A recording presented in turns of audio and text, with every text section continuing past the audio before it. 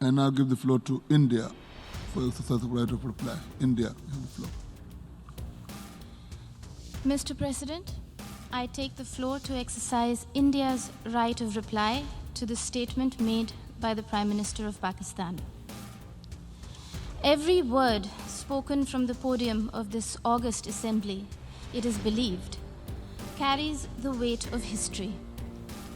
Unfortunately, what we heard today from Prime Minister Imran Khan of Pakistan was a callous portrayal of the world in binary terms.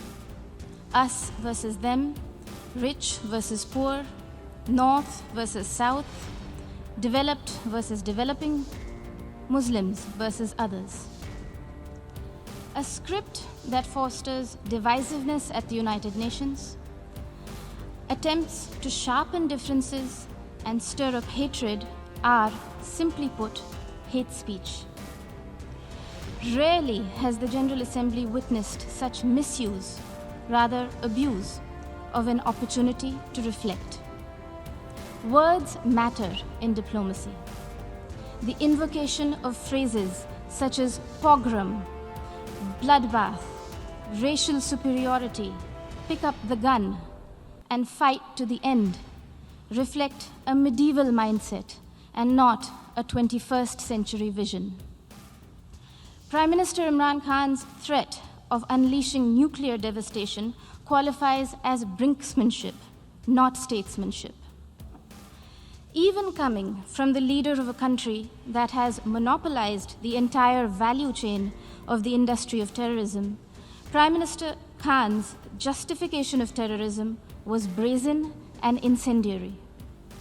For someone who was once a cricketer and believed in the gentleman's game, today's speech bordered on crudeness of a variety reminiscent of the guns of Dara Adam Khel. Mr. President, now that Prime Minister Imran Khan has invited UN observers to Pakistan to verify that there are no militant organizations in Pakistan, the world will hold him to that promise. Here are a few questions that Pakistan can respond to as a precursor to the proposed verification. Can Pakistan confirm the fact that it is home to 130 UN-designated terrorists and 25 terrorist entities listed by the UN as of today? Will Pakistan acknowledge that it is the only government in the world that provides pension to an individual listed by the UN in the Al-Qaeda and Daesh sanctions list? Can Pakistan explain why, here in New York, its premier bank, the Habib Bank, had to shut shop after it was fined millions of dollars over terror financing?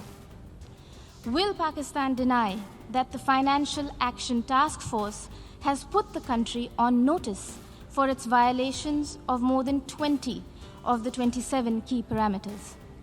And finally, would Prime Minister Khan deny to the city of New York that he was an open defender of Osama bin Laden?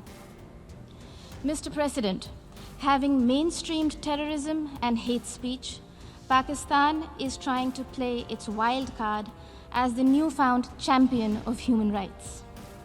This is a country that has shrunk the size of its minority community from 23% in 1947 to 3% today, and has subjected Christians, Sikhs, Ahmadiyas, Hindus, Shias, Pashtuns, Sindhis, and Balochis to draconian blasphemy laws, systemic persecution, and blatant abuse and forced conversions.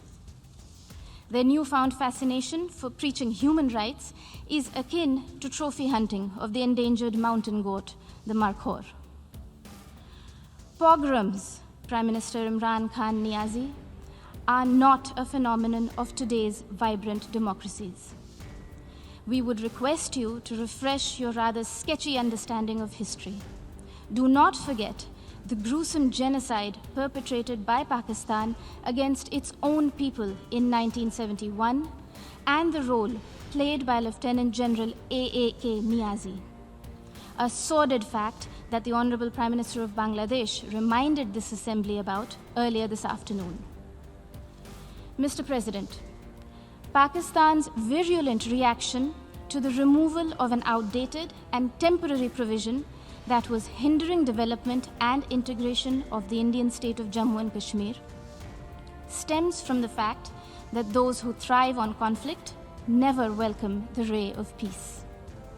While Pakistan has ventured to upstream terrorism and downstream hate speech there, India is going ahead with mainstreaming development in Jammu and Kashmir. The mainstreaming of Jammu and Kashmir, as well as Ladakh, in India's thriving and vibrant democracy with a millennia-old heritage of diversity, pluralism, and tolerance, is well and truly underway. Irreversibly so.